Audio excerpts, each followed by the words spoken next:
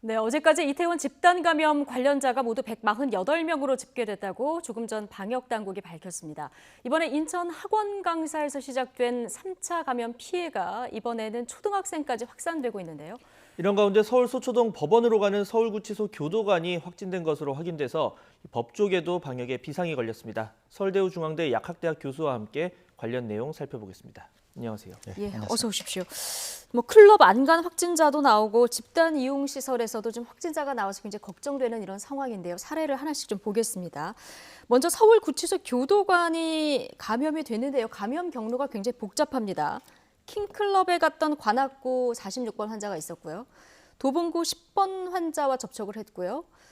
이 도봉구 10번 환자가 교도관 A씨 친구하고 접촉을 해서 확진이 됐습니다. 그리고 이 교도관까지 온 이런 상황인 거거든요. 이게 몇 차까지 간 겁니까? 이게 맞다고 하면 이제 4차라고 볼 수 예. 있죠. 그리고 이 교도관, 감염이 확인된 이 교도관은 실제로 홍대 클럽이나 이태원 클럽을 갔다 오신 분은 아닙니다. 그러니까 이제 친구들과 결혼식을 지방에 갔다 왔는데 네. 방금 말씀하신 그 경로로 친구가 감염이 되었고 그 친구를 통해서 이 교도관께서 감염이 된 것으로 보입니다. 그런데 이제 교도소라고 하는 데가 위험시설이고 그렇기 때문에 지금 교도소는 아마 입출입을 제한하고 있는 것으로 보입니다. 더불어 이분이 지금 서울구치소에서 법원으로 이제 이송을 하는 그런 분이기 네. 때문에 아마 그와 관련해서도 감염 우려 확산이 있는 것으로 생각이 되어서 지금 상당히 주의 깊게 보고 있는 것으로 그렇게 생각이 그러니까요. 됩니다. 지금 서울 법원 종합청사 전부 폐쇄됐고 오늘 예정된 재판도 다 연기된 이런 상황이에요.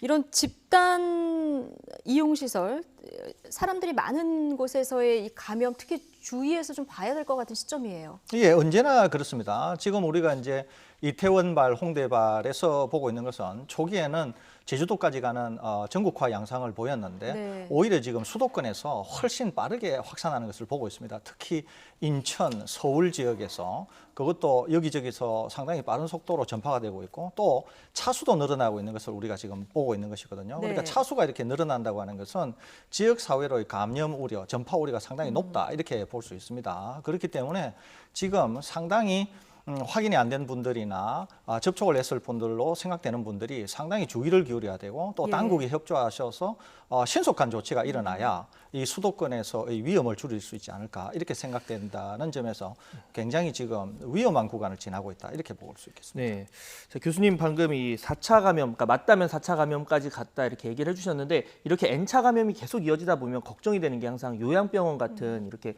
좀 상대적으로 이 취약한 분들이 있는 곳입니다. 그래서 뭐 아까 정부가 새로 요양병원에 이제 입원한 분들에 대한 치료 그 검사비를 절반은 지원하겠다 이런 대책도 내놓았는데 좀 이런 상황에서 다시 한번 요양병원 드나드는 분들, 간병인이라든가 뭐 의료 종사자라든가 이런 분들에 대해서 조금 더 철저한 점검 필요할 것 같아요. 굉장히 필요합니다. 지금 우리가 당장 보고 있는 것처럼 지금 물리치료사 한 분을 통해서 입원해 계신 70대 분이 예. 감염 확산이 이미 확인이 되지 않았습니까? 이런 것처럼 지금 우리가 완화된 사회 속 거리두기 또 생활 속 거리두기로 오면서 약간 긴장이 좀 이완된 측면이 있습니다. 그렇기 때문에 지금 우리가 방금 말씀드린 것처럼 이런 경우가 다른 곳에서 일어나지 말라는 법이 없는 것이거든요. 네. 그렇기 때문에 실제로 여기에 계시는 의료 종사자들께서는 제가 늘 말씀드립니다만은 퇴근 후에도 굉장히 주의를 하셔야 됩니다. 그리고 서울, 경기 이런 수도권에서는 요양병원이나 요양원이 시설이 굉장히 많습니다. 또 그렇기 때문에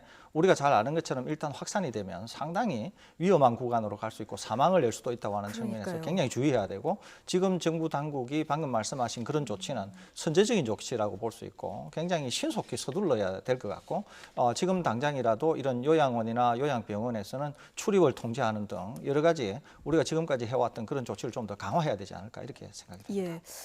이런 곳들은 이제 치명률로 연결될 수 있는 부분이기 때문에 좀 더 주의 깊게 지금 또 챙겨야 될 부분이고요. 자, 이태원에 다녀온 인천 학원 강사, 여기서 지금 15명까지 확진자가 늘어난 상황인데요. 일단 3차 감염 정부가 공식 얘기를 했고요. 확인을 했고 오늘은 초등학생까지 또 감염이 됐어요. 이거는 일단 3차 감염은 확인이 됐습니다. 예. 그런데 이제 우리가 좀 봐야 될 것은 뭐냐면 이분이 실제로 확진이 되는 것은 9일 날에 확진이 되는데 본인의 신분을 속이고 또 동선이나 여러 가지 역학조사에 협조를 안 함으로 해서 한 3일 동안 당국이 추적을 잘 못하게 됩니다. 네. 그렇게 해서 지금 인천에 굉장히 빠른 시간에 차수도 3차 또는 경우에 따라서는 4차까지도 볼 수 있는 이런 상황이 생긴 것이거든요. 거기에다가 초등학교 저학년이 지금 감염 확인이 된 거 아닙니까? 우리가 지금 이번 곧 있으면은 고3이 등교 개학을 하지만 그 이어서 초등학교 저학년과 유치원생도 이제 개원을 하게 되는 그런 상황에 맞닥뜨려져 있는데 지금 이런 상황이 복합적으로 생긴 것이거든요. 예. 그러니까 인천만 하더라도 지금 학원을 통해서 강사를 통해서 학생들이 감염되는 사례가 보이고 있기 때문에 지금 정부에서 개학과 관련해서 상당히 주의 깊게 보고 있는 것이거든요. 이게 그래서 그런 점에서 본다고 하면은 우리가 얻어야 될 경우는 협조하지 않을 경우에는 순식간에 감염이 확산될 수 있다고 하는 점. 또 지금 임박한 여러 가지 중요한 일정들이 있는데 여기에 학생들 감염이 나타남으로 해서 등교 계약 자체가 상당히 우려할 지점에 와 있다고 하는 점. 이런 점에서 본다고 하면은 이 강사분이 적절한 시간에 협조하지 않았다고 하는 점. 그리고 아직까지 많은 분들이 협조를 하지 않아서 아직도 신원 파악이 되고 있지 않은 그런 점들을 다 종합해서 본다고 하면은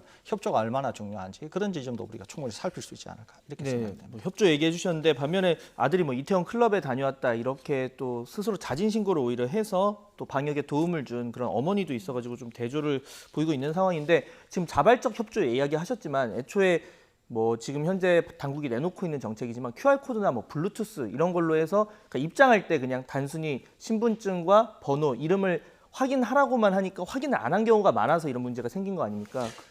이 부분에 대해서 좀 어떻게 생각하세요? 이제 신원을 확인해야 되고 나중에 추적을 용이하게 해야 된다고 하는 점은 방역이라고 하는 관점에서 충분히 이제 이해는 됩니다. 네. 그런데 이제 저는 뭐 법률 전문가는 아닙니다만은 우리가 늘 이제 중요하게 생각하는 게 이제 개인정보 아니겠습니까? 이 개인정보를 어떻게 취급할 건지 또 개인정보를 본인이 동의하지 않을 경우에 어떻게 할 건지 수집된 개인정보를 저장을 했다가 이것이 소위 말해서 해킹이나 이런 걸 통해서 누출이 됐을 경우는 어떻게 할 건지 이게 얼핏 보기에는 이게 간단한 문제가 아닌 것이거든요. 그 다음에 개인이 나는 뭐 개인정보를 나는 그렇게 하는데 동의할 수 없다 이렇게 했을 때는 법적 미비점도 있어 보이기 때문에 지금 당장으로는 필요성은 있어 보이지만 상당히 아마 법률적으로 많이 검토를 해야 될 사안이지 않나 이렇게 생각이 됩니다. 예.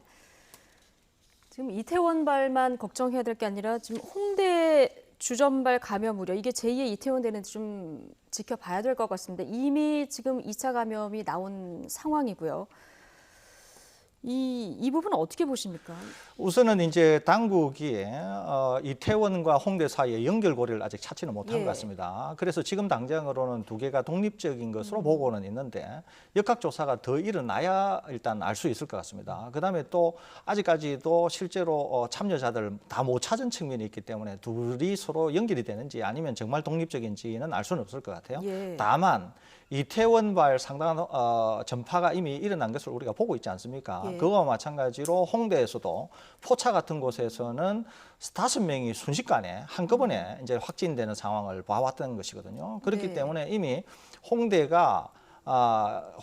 쪽이 이태원과 연결이 되었느냐 아니면 독립적이냐에 상관없이 이미 홍대 그 자체만으로 본다고 하더라도 자체만으로. 그렇죠. 일단 상당히 방역당국에서는 감염 경로상 이태원 방문 근거는 아직 못 찾은 이런 그렇습니다. 상황인 거고요. 그렇지만 홍대에서의 발생 양상도 상당히 빠른 속도로 지금 늘어나고 있다고 볼 수 있는 것이거든요. 그러니까 홍대 하나만 독립적으로 본다고 하더라도 위험성을 갖추고 있다. 그런 점에서 홍대 자체만으로도 상당히 주의를 기울여야 될 것이 아닌가 이렇게 생각이 됩니다. 이 홍대 주점에서 또 파생된 게 바로 수원 볼링장입니다. 뭐 새로운 뇌관이 될까 이런 우려가 나오고 있는데 특히 뭐 볼링장 특성상 많은 사람들이 오고 가기도 하고 이분이 흡연실을 이용을 했는데 그 흡연실에 뭐 80명 넘는 사람이 또 비슷한 시간대 이용을 했다.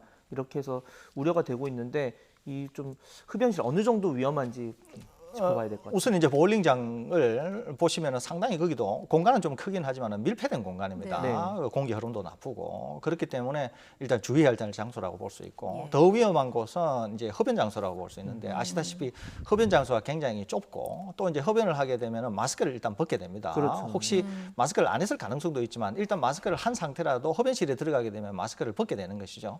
그 다음에 이제 뭐 침을 뱉는다든지 또는 뭐 거기가 굉장히 좁은 공간이고 이렇기 때문에 때문에 누군가가 바이러스를 가지고 있고 젊은 분이 특히 많은 바이러스를 배출하게 될 경우에는 흡연실을 통해서 충분히 대량의 바이러스가 배출되면서 감염 확산이 일어날 수 있는 그런 모든 조건을 다 갖추고 있는 것이거든요. 예. 그렇기 때문에 위험성이 상당히 있다. 이렇게 그러면 볼수 있겠습니다. 흡연실에서는 뭐 흡연을 안 하면 더 좋겠지만, 그러니까 흡연을 하게 된다면 말 안 하고 그리고 흡연실에서 나와서 바로 손 씻고 이런 게 좀 필요하겠네요.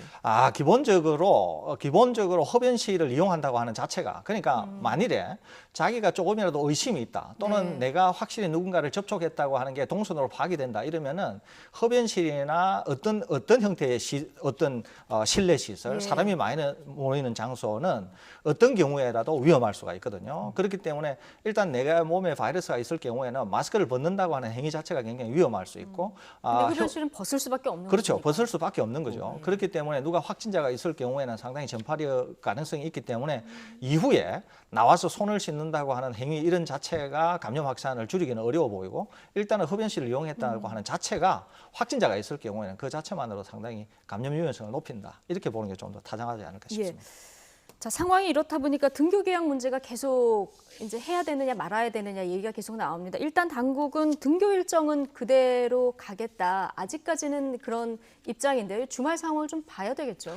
주말 상황을 봐야 될 뿐만 아니라 예. 등교 개학 고3이 할 때까지도 위험도가 전혀 평가가 안 되고 일단 열리게 됩니다.